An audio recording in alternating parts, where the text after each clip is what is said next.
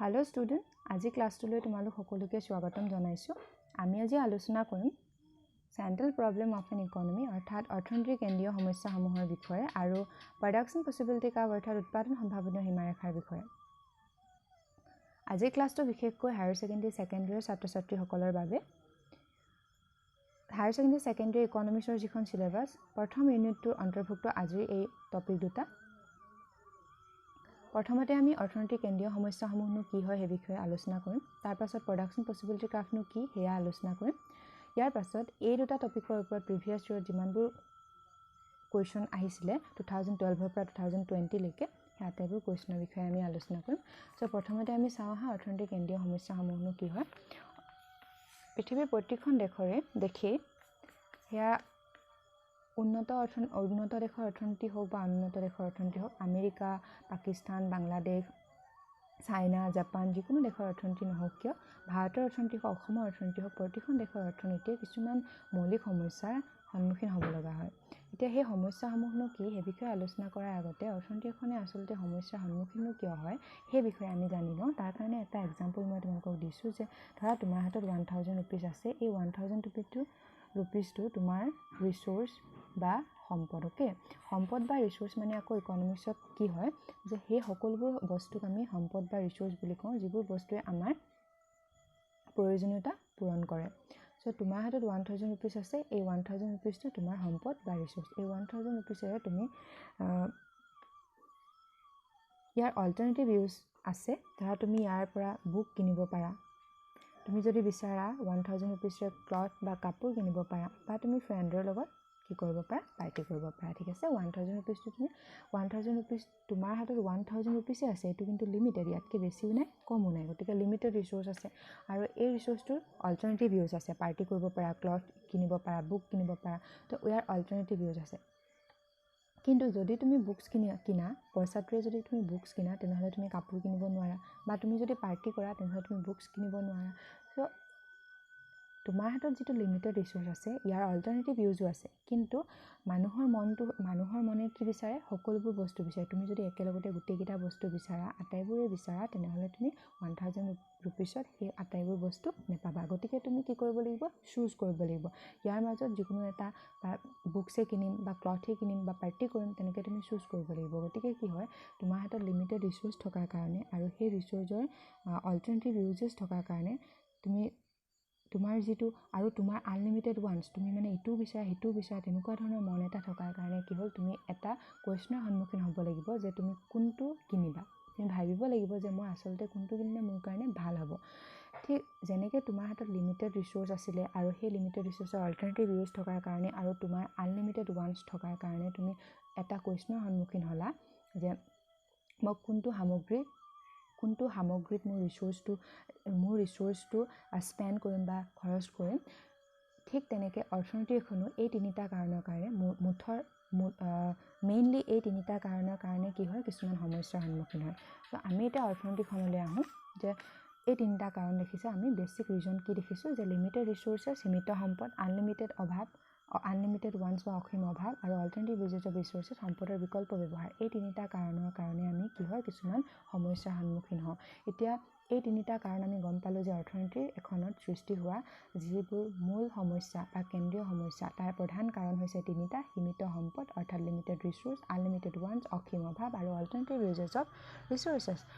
সম্পদৰ বিকল্প ব্যৱহাৰ থকাৰ বাবে। এই তিনিটা কাৰণ আমি গম পালোঁ। এতিয়া আমি চাওঁ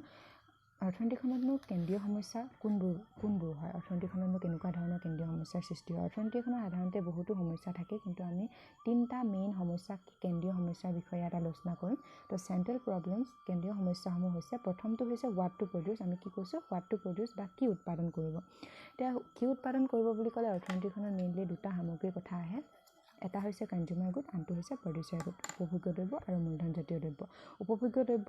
মানে হৈছে যিবোৰ দ্ৰব্য আমি ডাইৰেক্ট উপভোগৰ কাৰণে উৎপাদন কৰোঁ, যেনে খাদ্য সামগ্ৰীৰ কথা আমি ক'ব পাৰোঁ। প্ৰডিউচাৰ গুড বা মূলধনজাতীয় সামগ্ৰী মানে হৈছে সেইবোৰ সামগ্ৰী যিবোৰ সামগ্ৰী আমি অন্য দ্ৰব্য উৎপাদনত ব্যৱহাৰ কৰোঁ, যেনে মেচিন জাতীয় সামগ্ৰীসমূহ। তো এখন অৰ্থনীতিয়ে কি কৰিব লাগিব, যিহেতু সম্পদ সীমিত, লিমিটেড ৰিসোৰ্স আছে, সেই লিমিটেড ৰিসোৰ্সে আমি কনজিউমাৰ গুড, উপভোগ্য দ্ৰব্য নে পৰ্যায়গত মূলধনজাতীয় সামগ্ৰী উৎপাদন কৰিম সেই ডিচিশ্যনটো ল'ব লাগিব গতিকে এইটো এটা হৈছে অৰ্থনীতিৰ মূল সমস্যা ঠিক আছে তো দ্বিতীয় সমস্যাটো হৈছে কি how to produce কেনেকৈ উৎপাদন কৰিব বুলি কোৱাৰ লগে লগে আমি দুটা কৌশলৰ কথা পাওঁ কেপিটেল ইনটেনসিভ কৌশল আৰু technique and labour intensive technique মূলধন প্ৰধান কৌশল শ্ৰম প্ৰধান কৌশল মূলধন প্ৰধান কৌশলত কি হয় য'ত বেছিকৈ মেচিন ব্যৱহাৰ কৰা হয় শ্ৰমিক কম ব্যৱহাৰ কৰা হয় শ্ৰম প্ৰধান কৌশলত য'ত বেছিকৈ শ্ৰম ব্যৱহাৰ কৰা হয় মেচিন কমকৈ ব্যৱহাৰ কৰা হয় তো দুয়োটা কৌশলৰে কিছুমান সুবিধা আৰু কিছুমান অসুবিধা আছে মূলধন প্ৰধান কৌশলত কি হয় আমি কি কৰোঁ যেহেতু বেছিকৈ ক্যাপিটেল বা বেছিকৈ মেচিন ইউজ কৰোঁ গতিকে শ্ৰমিকৰ সংখ্যা কম হয় বেছিকৈ ক্যাপিটেল ইউজ কৰিলে মেচিন ইউজ কৰিলে কি হয় উৎপাদনৰ পৰিমাণ বৃদ্ধি পায় তো উৎপাদনৰ পৰিমাণ বৃদ্ধি পালে কি হয় অৰ্থনীতিখন উন্নয়ন হয় গতিকে সেইফালৰ পৰা চাবলৈ গ'লে মূলধন প্ৰধান কৌশলটো ভাল কিন্তু মূলধন প্ৰধান কৌশলত যেহেতু বেছিকৈ ক্যাপিটেল বা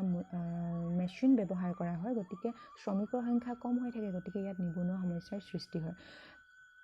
গতিকে মূলধন প্ৰধান কৌশলৰ সুবিধাও আছে বেছিকৈ উৎপাদন হয় কিন্তু অসুবিধাও আছে নিবনুৱা সমস্যাৰ সৃষ্টি হয় ঠিক তেনেকৈ শ্ৰম প্ৰধান কৌশলৰ ক্ষেত্ৰত নিবনুৱা সমস্যা কিছু পৰিমাণে কমি যায় যেহেতু শ্ৰমিক বেছিকৈ ব্যৱহাৰ কৰা হয় তো নিবনুৱা সমস্যা নাথাকে কিন্তু ইয়াত যেহেতু মেচিনৰ সমানে মানুহে উৎপাদন কৰিব নোৱাৰে গতিকে শ্ৰমিকে উৎপাদন কৰিলে কি হয় উৎপাদনৰ পৰিমাণটো কম হয় সো এই দুয়োটা কৌশলৰে সুবিধা আৰু অসুবিধা আছে সেই সুবিধা আৰু অসুবিধাৰ পৰা অসুবিধাবোৰ বিবেচনা কৰি আমি কোনটো কৌশল ব্যৱহাৰ কৰিম সেই বিষয়ে অৰ্থনীতিখনে সিদ্ধান্ত গ্ৰহণ কৰিব লগা হয় তো এইটো এটা প্ৰবলেম হৈ পৰে ফৰ হোম টু প্ৰডিউচ অৰ্থাৎ কাৰ্বন উৎপাদন কৰিব এইটো হৈছে 3 নম্বৰ প্ৰবলেম ফৰ হোম বুলি কোৱাৰ লগে লগে আমি অৰ্থনীতিখনৰ যিসকল লোক অৰ্থনীতিখনৰ ব্যক্তিসকলক আমি দুটা ভাগত ভাগ কৰোঁ দুখীয়া আৰু ধনী ৰিচ এণ্ড পুৰ যদিহে আমি পুৰ সকলৰ কাৰণে যদি দুখীয়াসকলৰ কাৰণে যদি বেছিকৈ অৰ্থনীতিখনে উৎপাদন কৰে তেনেহ'লে কি হ'ব ধনী আৰু দুখীয়াৰ মাজৰ গেপটো কমি যাব ধনী মানুহৰ সংখ্যা দুখীয়া মানুহৰ সংখ্যা কমি যাব তো দুখীয়া মানুহৰ সংখ্যা কমি যোৱাটো অৰ্থনীতিখনৰ কাৰণে ভাল লক্ষণ যে দুখীয়া মানুহৰ সংখ্যা কমি গৈছে গতিকে সেইফালৰ পৰা ভাল হ'ব কিন্তু যদিহে দুখীয়া মানুহৰ কাৰণে কেৱল উৎপাদন কৰি থাকে তেনেহ'লে কি হ'ব যিবোৰ ৰিচোৰ্চ আছে সেই ৰিচোৰ্চবোৰ প্ৰডাক্টিভলি ইউজ নহ'ব প্ৰডাক্টিভলি কনভাৰ্ট কৰিব নোৱাৰিব দুখীয়া লোকসকলে গতিকে কি হ'ব অৰ্থনীতিখনৰ উন্নয়নটো স্থবিৰ হৈ যাব অৰ্থনীতিৰ উন্নয়ন কমি যাব সো সেইফালৰ পৰা দুখীয়া লোকসকলৰ কাৰণে উৎপাদন কৰিলে সমস্যাৰ সৃষ্টি হ'ব ঠিক তেনেকৈ যদিহে আমি ধনীসকলৰ কাৰণে উৎপাদন কৰোঁ তেনেহ'লে অৰ্থনীতিখন নোদাউট অৰ্থনীতিখনৰ ইকনমি বৃদ্ধি পাব অৰ্থনৈতিক অৱস্থাটো বাঢ়িব কিন্তু ধনী আৰু দুখীয়াৰ মাজৰ যিটো পাৰ্থক্য সেই গেপটো আকৌ বৃদ্ধি পাব গতিকে দুয়োটা কৌশলৰে কিছুমান সুবিধা অসুবিধা আছে আমি দেখিলোঁ সো এই দুটাৰ ইকনমিখনে মানে বিবেচনা কৰিব লাগিব ক'ত আমি বেছিকৈ উৎপাদন কৰিম কাৰ বাবে আমি বেছিকৈ উৎপাদন কৰিম গতিকে এনেকুৱা ধৰণৰ এই তিনিটা প্ৰবলেম আমি দেখা পাওঁ অৰ্থনৈতিক কেন্দ্ৰীয় সমস্যা বা চেণ্ট্ৰেল প্ৰবলেম বুলি ক'লে আমি তিনিটা প্ৰবলেমেই দেখিবলৈ পাওঁ এই তিনিটা প্ৰবলেমৰ বিষয়ে তোমালোকৰ পৰীক্ষাৰ কাৰণে পৰীক্ষাৰ ফালৰ পৰা ইম্পৰ্টেণ্ট হয় আৰু এই তিনিটা প্ৰবলেমৰ যিখিনি প্ৰাথমিক কাৰণ সেই কাৰণবোৰো তোমালোকৰ পৰীক্ষাৰ কাৰণে ইম্পৰ্টেণ্ট হয় গতিকে এই কাৰণবোৰ আৰু সমস্যাবোৰ মনত ৰাখিবা এতিয়া আমি আহিম আমাৰ দ্বিতীয়টো টপিক কি আছিলে প্ৰডাকশ্যন পচিবিলিটি কাৰ্ভ আমি প্ৰথমতে কৈছিলোঁ আমি প্ৰডাকশ্যন পচিবিলিটি কাৰ্ভৰ বিষয়ে পঢ়িম সো প্ৰডাকশ্যন পচিবিলিটি কাৰ্ভৰ বিষয়ে যি ডেফিনেশ্যন সেই ডেফিনেশ্যন দেখুৱাৰ আগতে তোমালোকক মই বুজাই দিম প্ৰডাকশ্যন পচিবিলিটি কাৰ্ভনো কি হয় তেতিয়া তোমালোকে ইয়াৰ ডেফিনেশ্যন নিজেই দিব পাৰিবা মই ইয়াত লিখি থৈছোঁ প্ৰডাকশ্যন পচিবিলিটি কাৰ্ভৰ ডেফিনেশ্যন তোমালোকে এবাৰ চাই ল'ব পাৰা কিন্তু প্ৰডাকশ্যন পচিবিলিটি কাৰ্ভটো প্ৰথমতে আমি এক্সাম্পলৰ সহায়ত বুজিম তাৰ পাছতহে আমি ডেফিনেশ্যনটো পঢ়িম কিন্তু এটা কথা আমি চাম যে প্ৰডাকশ্যন পচিবিলিটি কাৰ্ভৰ যিটো ধাৰণা সেই ধাৰণাটোৰ বিষয়ে অধ্যয়ন কৰাৰ আগতে আমি কেইটামান কথা আগৰ পৰাই স্থিৰ কৰি লওঁ বা আগৰ পৰাই ধৰি লওঁ এজিউম কৰি লওঁ অভিধাৰণা বা এজাম্পশ্যন কিছুমান আছে যে ৰিচোৰ্চেছ আৰ গিভেন যেতিয়া আমি প্ৰডাকশ্যন পচিবিলিটি কাৰ্ভ কনচেপ্টটো পঢ়ি থাকিম তেতিয়া আমি সম্পদৰ পৰিমাণ স্থিৰ বুলি ধৰি ল'ম তাৰপিছত ফুল ইউটিলাইজেশ্যন অফ ৰিচোৰ্চেছ যিবোৰ সম্পদ থাকিব যেনেকৈ তোমাৰ হাতত 1000 ৰুপিজ আছিলে তো 1000 ৰুপিজটো গোটেইটো ব্যৱহাৰ কৰিবা ঠিক তেনেকৈ ইয়াত কি হ'ব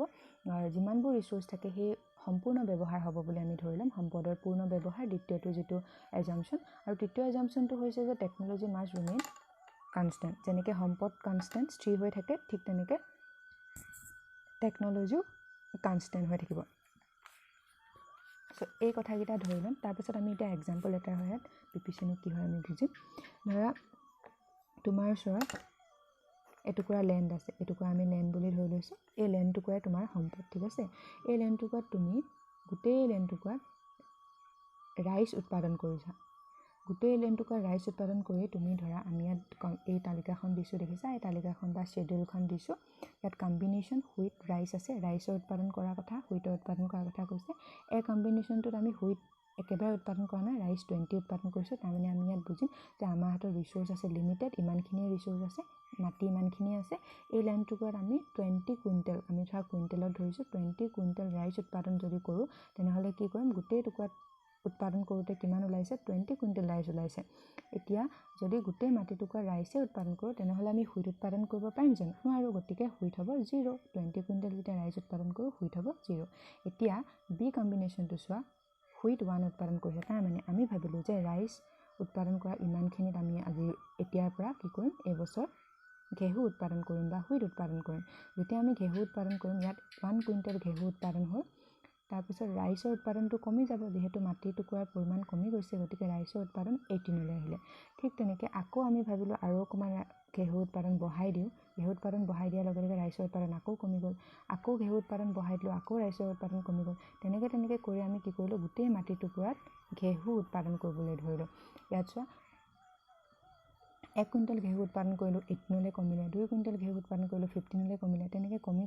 একেবাৰে শেষত ইয়াৰ উৎপাদনটো ৰাইচৰ উৎপাদনটো 0 হ'লহি ঘেঁহু উৎপাদন যেতিয়া 5 কুইণ্টেল হয় ৰাইচৰ উৎপাদনটো 0 হ'লহি চ' এই অনুসূচীখন যে আমি দেখিলোঁ এতিয়া এই অনুসূচীখনকে যদি আমি চিত্ৰৰ সহায়ত দেখুৱাওঁ এই চিত্ৰটো তোমালোকে দেখিবলৈ পাইছা আমি OX এক্সিছ এইটো OX এক্সিছ আৰু এইটো OY এক্সিছ OX এক্সিছত আমি হুইট বুজাইছোঁ আৰু OY এক্সিছত ৰাইচ বুজাইছোঁ OX এক্সিছত হুইট বুজাইছোঁ তো হুইট 0 1 2 3 4 5 এনেকৈ আছে আৰু ইয়াত 5 10 আমি এনেকৈ ধৰি লৈছোঁ তালিকাখনত দেখিবলৈ পাইছা চ' যেতিয়া 0 হুইট উৎপাদন হৈছে তেতিয়া ৰাইচ কিমান উৎপাদন হৈছে 20 ইয়াৰ এ কম্বিনেশ্যনটো দেখিছা তোমালোকে তালিকাখনত এই তালিকাখনত এ কম্বিনেশ্যনটো দেখিছোঁ 20 চ' এই কম্বিনেশ্যনটোৰ নাম এ তাৰপাছত যেতিয়া 1 যেতিয়া হুইট উৎপাদন হৈছে তেতিয়া 18 ৰাইচ হৈছে চ' 1 হুইট আমি ওপৰলৈ গৈ আছোঁ 18 ৰাইচ এই পইণ্টটো আমি দিছোঁ বি তাৰপিছত চি 2 কুইণ্টেল যেতিয়া হুইট উৎপাদন হৈছে তেতিয়া ৰাইচ উৎপাদন হৈছে 15 তো আমি চিত কি দিছোঁ 3 2 কুইণ্টেল উৎপাদন হওঁতে আমি 15 ইয়াৰ 15 পোনে এইটো পইণ্ট তেনেকৈ আমি আটাইকেইটা পইণ্ট তেনেকৈ জইন কৰিছোঁ যেতিয়া এফ পইণ্টত কি হৈছে যে 5 কুইণ্টেল হুইট আৰু 0 কুইণ্টেল ৰাইচ তো 5 কুইণ্টেল হুইট 0 কুইণ্টেল ৰাইচ 0 ইয়াতে ওপৰলৈ আমি নাযাওঁ তো এতিয়া কি কৰিম A B C D E F গোটেইকেইটা পইণ্ট জইন কৰি যিডাল কাৰ্ভ পাম সেই কাৰ্ভডালকে আমি কি বুলি কওঁ PPC বা প্ৰডাকশ্যন পচিবিলিটি কাৰ্ভ বুলি কওঁ আমি ইয়াত চাফাকৈ অকণমান আঁকি দেখাইছোঁ এইটো চাফাকৈ অঁকা আছে ইয়াত যে PPC কাৰ্ভডাল কি হ'ল যেতিয়া আমি 0 হুইট উৎপাদন কৰিছোঁ তেতিয়া 20 কুইণ্টেল ৰাইচ উৎপাদন কৰিব পাৰিছোঁ যেতিয়া 1 কুইণ্টেল হুইট উৎপাদন কৰিছোঁ তেতিয়া যিহেতু আমাৰ সম্পদ সীমিত এই গোটেই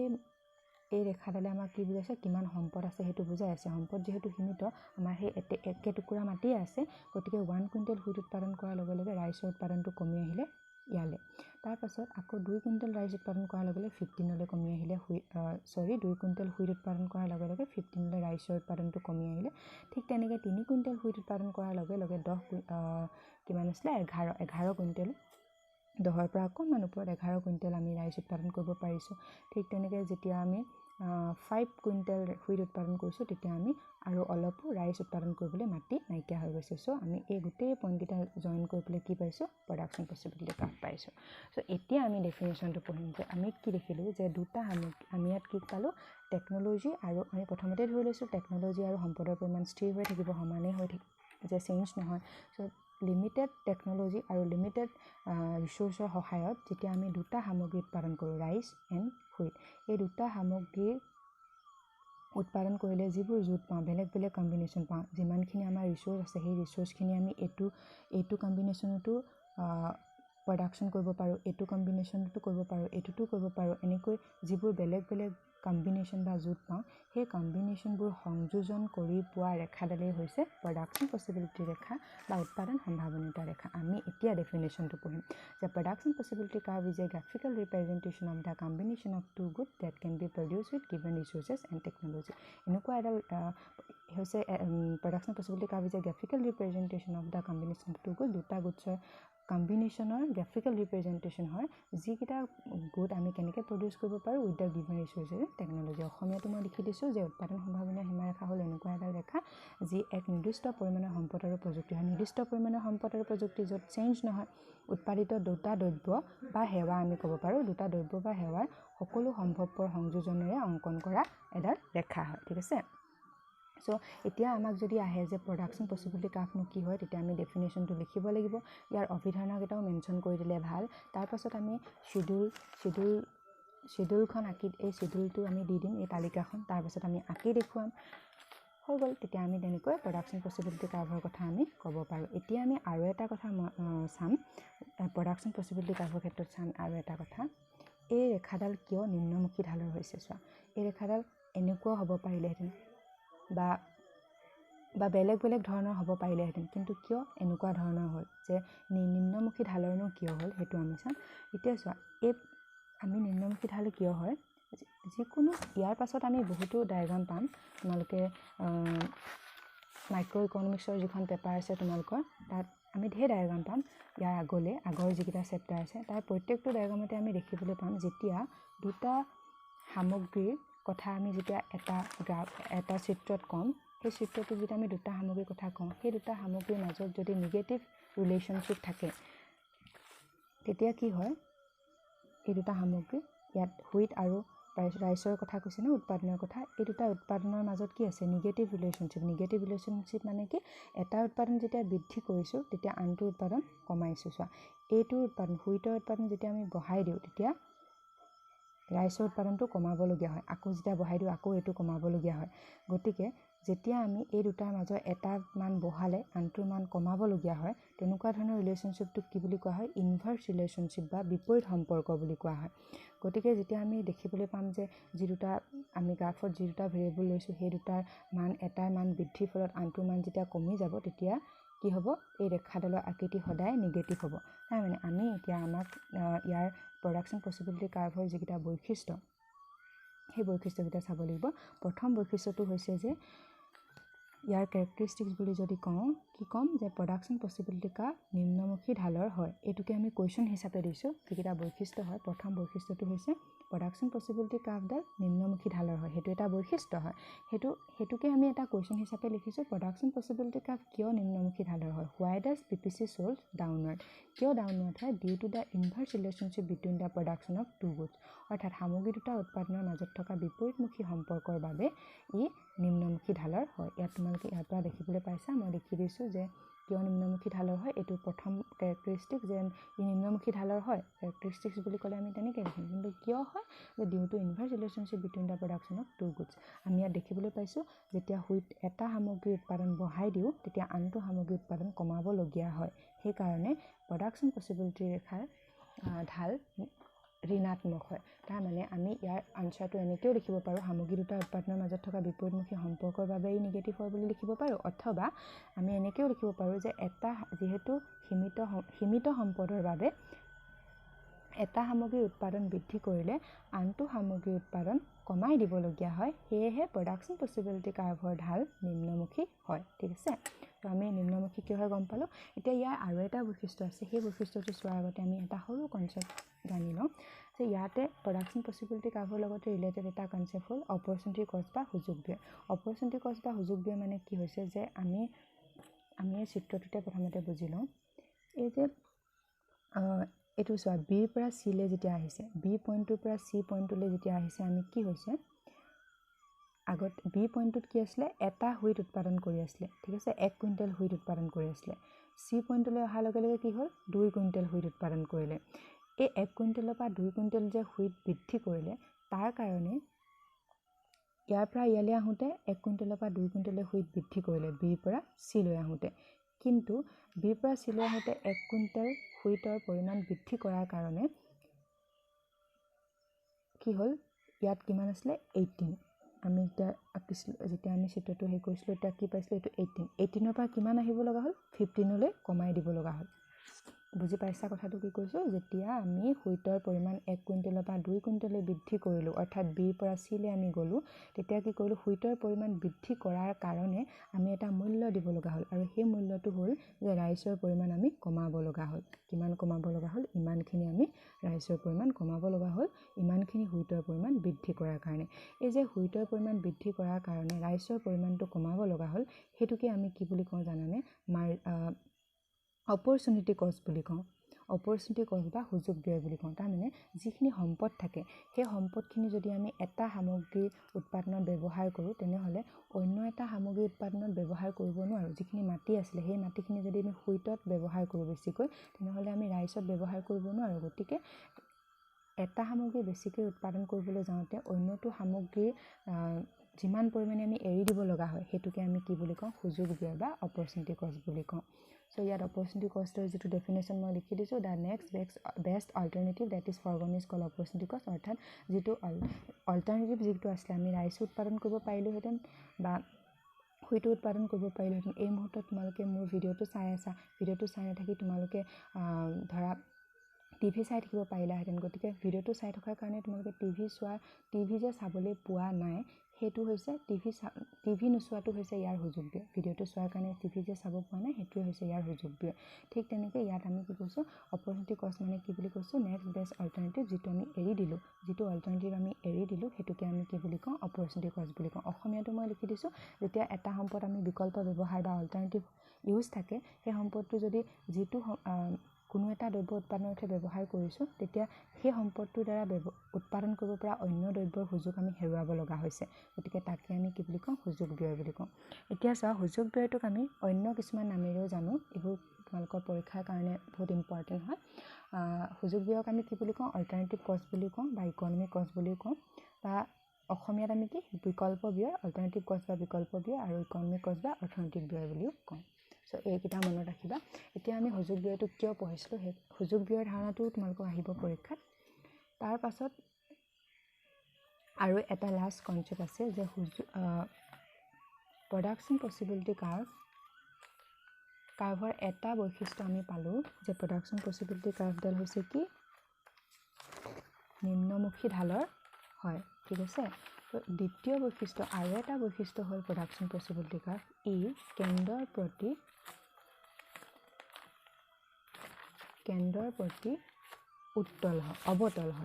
অৱতল হয় কেন্দ্ৰৰ প্ৰতি অৱতল কিয় হয় সেইটো আমি বুজিবলৈ এখন তালিকাৰ সহায় লওঁ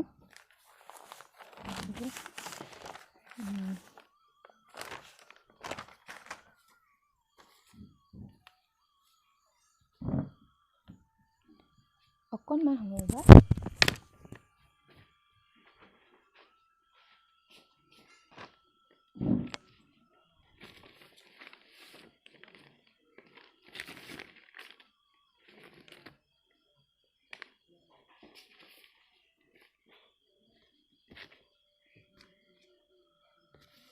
তোমালোকে ইয়াৰ ওপৰত এই দুটা টপিকৰ ওপৰত যিখিনি কুৱেশ্যন প্ৰিভিয়াছ ইয়েৰত আহিছিলে সেই কুৱেশ্যনবোৰ চাই থাকিব পাৰা এয়া মই দেখুৱাইছোঁ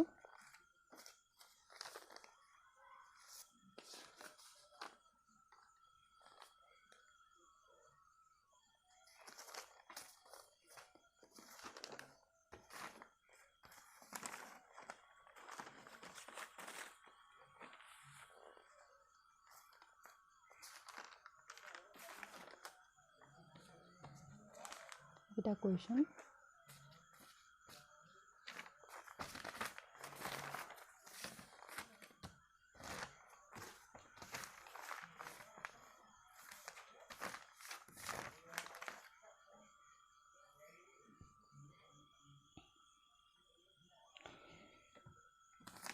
সো লাষ্ট টপিকটো কি আছিলে যে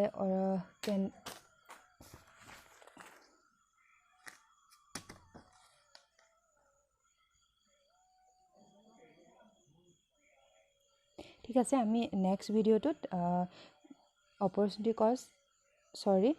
PPC কাৰ্ভ কিয় কেন্দ্ৰৰ প্ৰতি অৱতল হয় সেই বিষয়ে ক'ম। আজি অকণমান খেলি মেলি হোৱাৰ বাবে সেইটো থাকি গৈছে, কিন্তু তোমালোকে এই দুটা টপিকৰ ওপৰত যি দুটা আমি পঢ়ালোঁ আজি কি পঢ়ালোঁ যে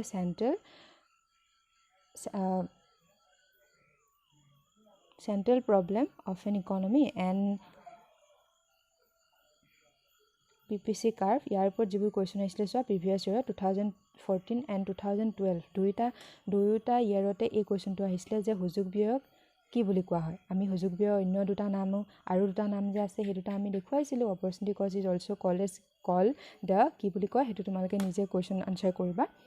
তাৰপাছত 2 নম্বৰ কুৱেশ্যনটো আমি দেখিছোঁ অৰ্থব্যৱস্থাৰ দুটা কেন্দ্ৰীয় সমস্যা লিখা। কেন্দ্ৰীয় সমস্যা দুটা ইয়াত তিনিটা বুলিও কেতিয়াবা আহিব, তোমালোকেতো তিনিটাই লিখি থবা। এইকেইটা 14, 16, 12 গোটেইকেইটা ইয়াৰতে আহিছিলে। তাৰপিছত সেই তিনিটা তোমালোকে লিখিবা। তাৰপিছত হোৱাট ইজ অপৰচুনিটি কষ্ট, আমি ক'লোঁ সুযোগ ব্যয় মানে কি, মই ডেফিনেশ্যনটো লিখিও দিছিলোঁ, সেইটো লিখিবা। তাৰপিছত 2019 আহিছিলে উৎপাদন সম্ভাৱনীয়তা ৰেখা কিয় বাওঁফালৰ পৰা সোঁফালে নিম্নগামী ঢালযুক্ত হয়। মই ক'লোঁ যে দুইটা সামগ্ৰী উৎপাদনৰ মাজত যে কি থাকে নিগেটিভ ৰিলেশ্যনশ্বিপ, অৰ্থাৎ বিপৰীতমুখী সম্পৰ্ক থকাৰ কাৰণে বাওঁফালৰ পৰা সোঁফাললৈ নিম্নমুখী ঢালযুক্ত হয়, সেই কথাটো তোমালোকে লিখিবা। অৰ্থাৎ এটা সামগ্ৰী যেতিয়া বেছিকৈ উৎপাদন কৰিব বিচাৰোঁ আনটো সামগ্ৰী আমি কমকৈ উৎপাদন কৰিব লগা হয়, সেই কথাখিনি ইয়াত লিখিবা। তাৰপাছত 2018ত আহিছিলে what does a point bill' the production possibility frontier indicate. এইটো আমি নেক্সট ক্লাছত সামৰি ল'ম, যিহেতু আজি এটা টপিক থাকি গৈছে যে দ্বিতীয় যিটো বৈশিষ্ট্য আছে প্ৰডাকশ্যন পচিবিলিটি কাৰ্ভ কি কাৰণে কনকেভ টু দ্য অৰিজিন হয়, যে কনকেভ টু দ্য অৰিজিন মানে এইটো প্ৰডাকশ্যন পচিবিলিটি কাৰ্ভডাল যে আমি এনেকুৱা ধৰণৰ হয় যেতিয়া কেন্দ্ৰৰ প্ৰতি এনেকুৱা, এইটো কি বুলি কয় কেন্দ্ৰৰ প্ৰতি অৱতল বুলি কয়, বা যদি এনেকৈ থাকে তেতিয়া কেন্দ্ৰৰ প্ৰতি উত্তল বুলি কয়। কিন্তু প্ৰডাকশ্যন পচিবিলিটি কাৰ্ভডাল এনেকুৱা হয় কনকেভ টু দ্য অৰিজিন, অৰ্থাৎ কিয় অৱতল হয় সেই বিষয়ে আমি পঢ়িবলৈ আছে। আজি বিশেষ অসুবিধাৰ কাৰণে আজি থাকি গ'ল। তাৰপিছত এইটো কুৱেশ্যন যিটো উৎপাদন সম্ভাৱনা সীমাৰেখাৰ তলত অৱস্থিত বিন্দু এটাই কি বুজায়, এই কুৱেশ্যনটোৰ আনচাৰো তলত বা ওপৰত বা উৎপাদন সম্ভাৱনা ৰেখাডালত থকা বিন্দুৱেনো কি বুজায় সেইবোৰ আমি নেক্সট ক্লাছত কৰিম।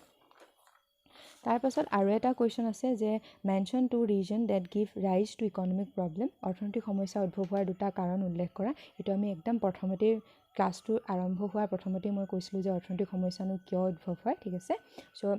তাৰ পৰা তোমালোকে লিখিবা। ইয়াৰ উপৰিও এটা কুৱেশ্যন আনচাৰ তোমালোকে লিখিবা যে explain the concept of production possibility curve with the help of schedule and diagram, অৰ্থাৎ অনুসূচী আৰু চিত্ৰৰ সহায়ত উৎপাদন সম্ভাৱনীয় সীমাৰেখাৰ ধাৰণাটো ব্যাখ্যা কৰা। কেতিয়াবা এনেকুৱা ধৰণৰ কুৱেশ্যনো তোমালোকৰ পৰীক্ষাত আহি যাব, গতিকে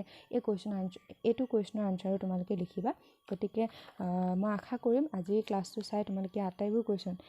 মাত্ৰ এইটোৰ বাহিৰে তলত অৱস্থিত বিন্দু এটাই কি বুজায় এইটোৰ বাহিৰে আটাইবোৰ কুৱেশ্যনৰ আনচাৰ তোমালোকে ধুনীয়াকৈ কৰিব পাৰিবা বুলি মই ভাবিছোঁ। গতিকে চেষ্টা কৰিবা। ইয়াৰ নেক্সট ক্লাছত আমি কিয় কনকেভ টু দ্য অৰিজিন হয় আৰু এই কুৱেশ্যনটোৰ আনচাৰ কৰোৱাই দিম, ঠিক আছে। Thank U.